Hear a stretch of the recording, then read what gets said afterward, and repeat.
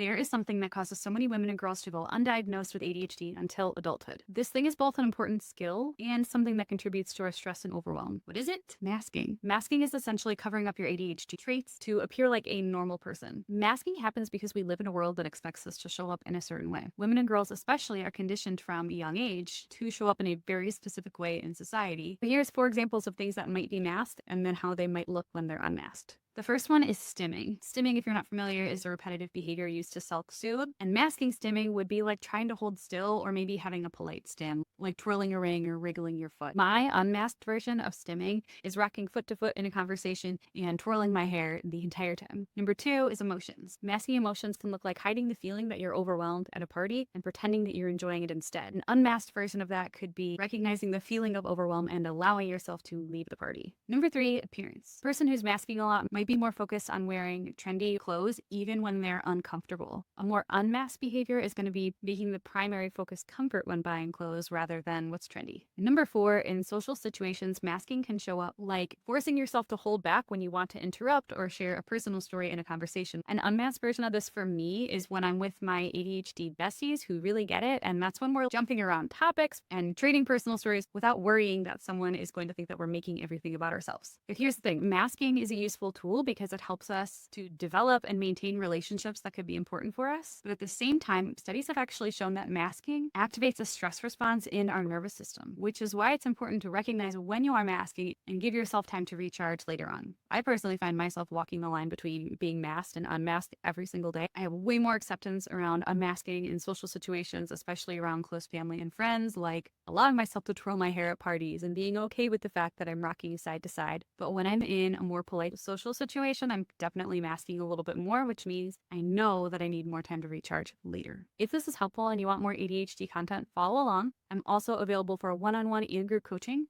and I have a bunch of really great physical and digital products available on my site if coaching is not in your budget yet.